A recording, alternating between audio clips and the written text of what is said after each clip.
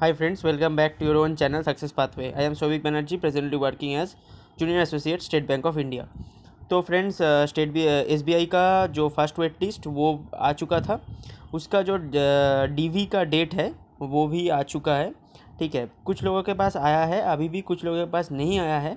उनको मैं यही बोलना चाहता हूँ कि थोड़ा सा रुक जाओ, आपको भी ये जो ईमेल है वो मिल जाएगा बहुत जल्दी।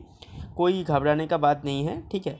लेकिन आज ये वीडियो मैं इसलिए बना रहा हूँ क्योंकि टाइम बहुत कम है और लोगों के मन में क्वेश्चन बहुत ज़्यादा है। तो इस वीडियो के मार्फत मैं ये क्वेश्चन जो डाउट है लोगों का वो दूर करना चाहता हूँ। तो ये जो मेल है ये इसका स्क्रीनशॉट मेरा एक सब्सक्राइबर है, उन्होंने मुझे भेजा है।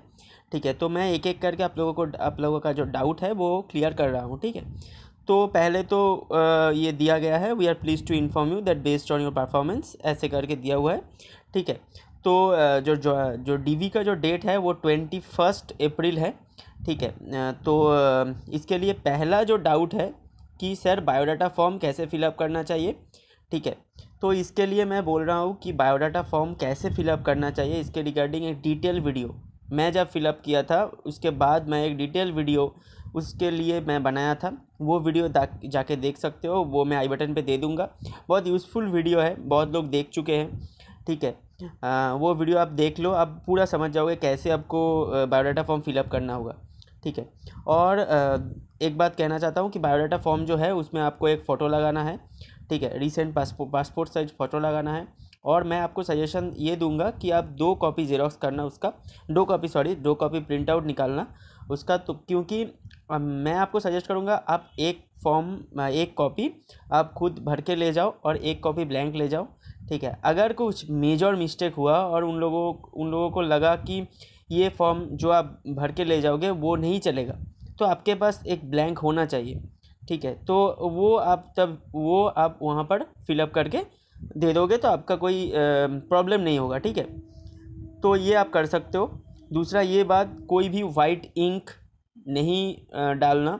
अगर कुछ गलत होता है तो पेन थ्रू करना होगा और उसके जो साइड में आपको साइन करना होगा। ठीक है, जो जो गलत होगा उसमें पेन थ्रू करना है और उसके साइड में आपको साइन करना है। ठीक है, कोई भी वाइट इंक वगैरह नहीं चलेगा। ठीक है, मैं पहले ही बोल दे रहा हूँ। ठीक है, ऐसा कुछ मत करना, नहीं चलेगा। ठीक है, तो ये था बायोडाटा फॉर्म। बायोडाटा फॉर्म में एक बहुत इम्पॉर्टेंट चीज़ है, वह है रेफरी को लेके मैं बोल देता हूँ। रेफरी का जो कंडीशन है वो 2 है। एक है उसका जो एज वो 18 ईयर्स से ज़्यादा होना चाहिए। सेकंड, वो आपका रिलेटिव, कोई भी रिलेटिव आपका नहीं होना चाहिए।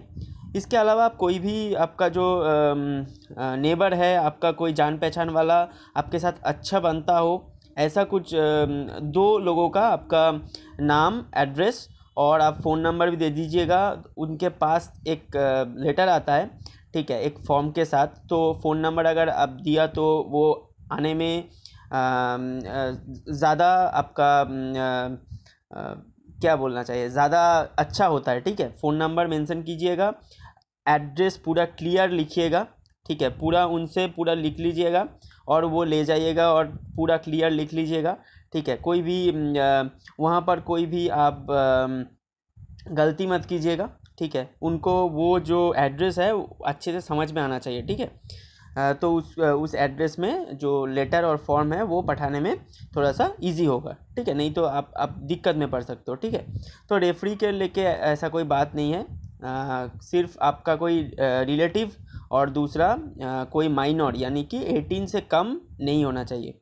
ऐसा कोई बात नहीं है कि वो गवर्नमेंट जॉब करना चाहिए, वो बैंक से होना चाहिए। ऐसा जब मैं गया था तो मेरा डीवी से पहले ऐसा बहुत रूमर्स हो रहा था कि उसको गेजेटेड ऑफिसर होना चाहिए। ठीक है, उसको जॉब करना चाहिए, कोई जॉब से सीनियर वो नहीं चलेगा, सीनियर सिटीजन, ऐसा कोई बात नहीं है। ठीक है, सब कुछ चलेगा वो 2 बातें छोड़कर।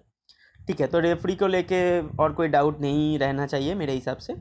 थर्ड जो बात है वो है क्या क्या डॉक्यूमेंट ले जाना चाहिए। थोड़ा वेट करो, मैं आपको दिखा देता हूँ। हाँ, तो देख सकते हो यहाँ पर लिखा हुआ है, ये जो डॉक्यूमेंट नीचे दिया हुआ है उसका एक ओरिजिनल और एक सेट जेरॉक्स कॉपी ले जाना होगा।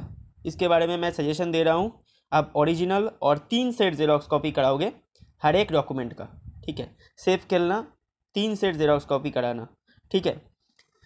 पहला क्या है, सर्टिफिकेट और मार्कशीट और एडमिट कार्ड ऑफ 10th और 12th board examination for verification of date of birth. ठीक है, डेट ऑफ बर्थ लिखा रहता है 10th और 12th का, ये जो 3 दिया हुआ है इसमें से कोई भी एक आप ले जा सकते हो। मैं सजेस्ट करूँगा कि आप 2-3 ले जाओगे। ठीक है, कब कुछ ज़रूरत पड़ सकता है, आपके पास रहेगा तो अच्छा होगा।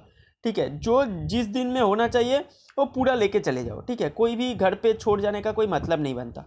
ठीक है, हर एक सर्टिफिकेट, मार्कशीट, एडमिट कार्ड लेके चले जाओ और ज़ेरॉक्स कर लेना 3 कॉपी। ठीक है, उसके बाद जो मैंडेटरी है वो है इनकम टैक्स पैन कार्ड।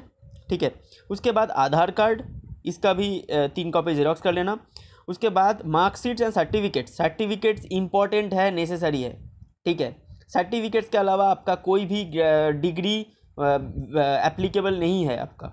ठीक है, अगर आप ग्रेजुएट हो लेकिन आपके पास सर्टिफिकेट नहीं है, आपको प्रोविजनल सर्टिफिकेट देना पड़ेगा। ठीक है, या फिर आप अगर प्रोविजनल सर्टिफिकेट डीवी के डेट में नहीं दे पाओगे तो आपको एक वो क्या बोलते हैं, आपको एक लेटर में लिखना है। ठीक है, कि मैं नहीं दे सकता, मैं ज्वाइनिंग से पहले ये जो डॉक्यूमेंट है ये दे दूंगा। ये कंडीशन में आपको आपका डीवी जो है ये अलाउ किया जाएगा। अगर आप वो जो ज्वाइनिंग है उससे पहले वो डॉक्यूमेंट नहीं दे पाया तो आपका जो ज्वाइनिंग है वो कैंसिल हो जाएगा। ठीक है, तो ये माइंड में रखना। अगर आप ग्रेजुएट हो, आपके पास सर्टिफिकेट या फिर प्रोविजनल सर्टिफिकेट होना चाहिए, या फिर आपको वो लेटर लिखना है। ठीक है, तो ये जो मार्कशीट एंड सर्टिफिकेट है ये होना चाहिए। आपका एजुकेशनल क्वालिफिकेशन एकदम जैसा ये दिया हुआ है ABC करके, ऐसे करके आप अरेंज करके ले जाना। पहले आपका 10th और 12th का सर्टिफिकेट, मार्कशीट, एडमिट कार्ड। ठीक है, उसके बाद पैन कार्ड, उसके बाद आधार कार्ड, उसके बाद ये जो दिया हुआ है पहले क्लास 10th का मार्कशीट और सर्टिफिकेट, उसके बाद 12th का मार्कशीट और सर्टिफिकेट, उसके बाद ग्रेजुएशन का हर एक ईयर का और हर एक सेमिस्टर का मार्कशीट, उसके बाद सर्टिफिकेट लेके जाना है। उसके बाद मिलिट्री डिस्चार्ज सर्टिफिकेट इफ़ एक सर्विसमैन।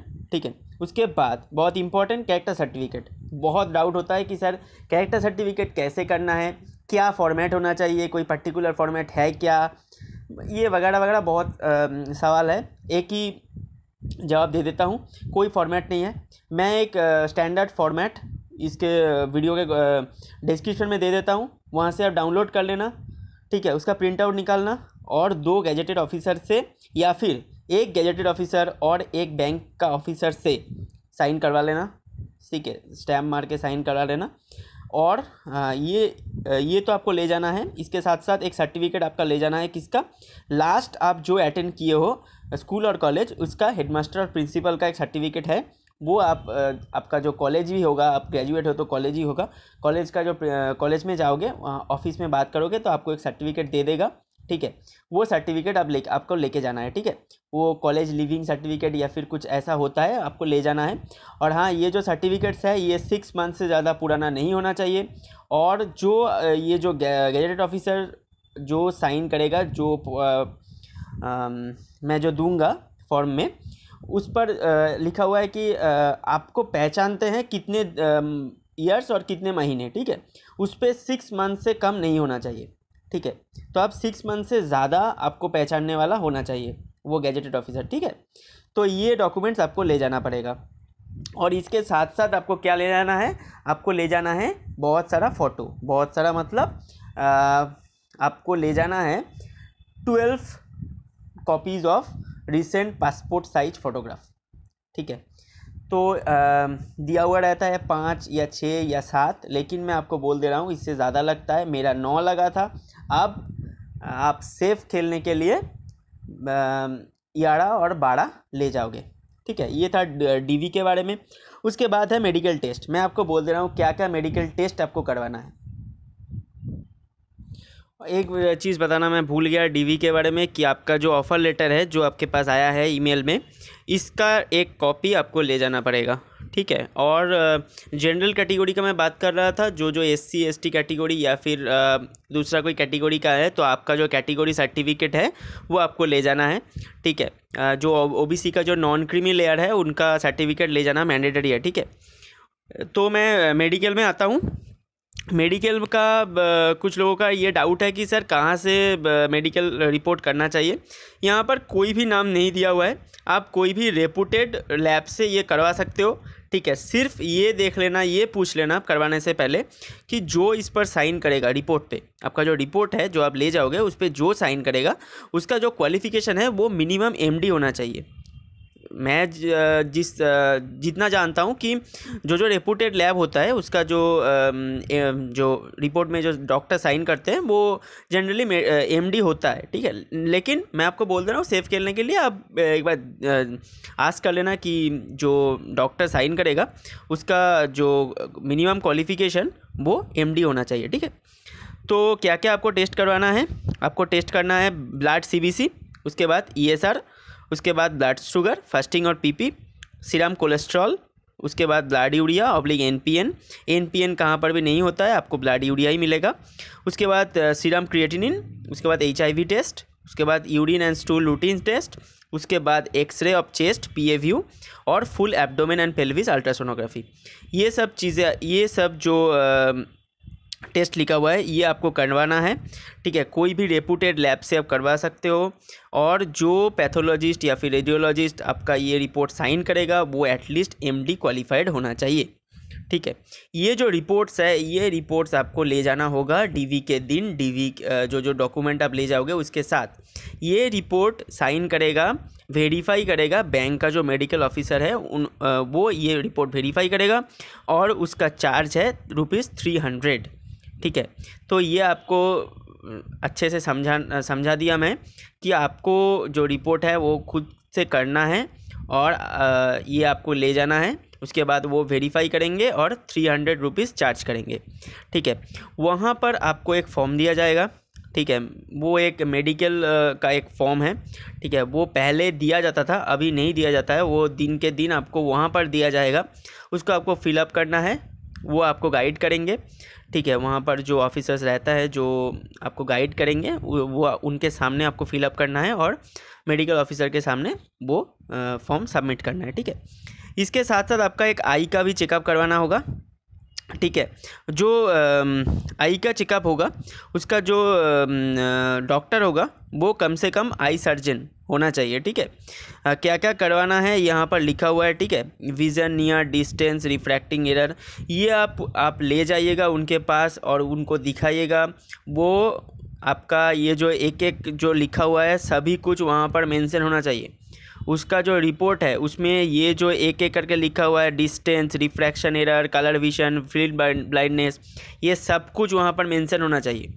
तो अगर आप उनको नहीं दिखाएंगे तो एक दो छूट सकता है, आप दिक्कत में पड़ोगे, ठीक है। मैं आपको सजेस्ट करूँगा आप लेके जाइएगा और उनसे करवा लीजिएगा।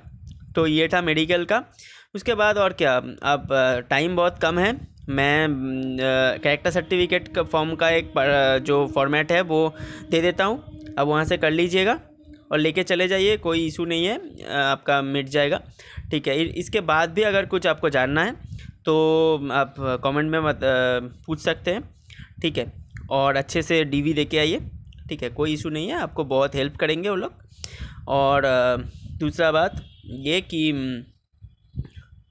All the best.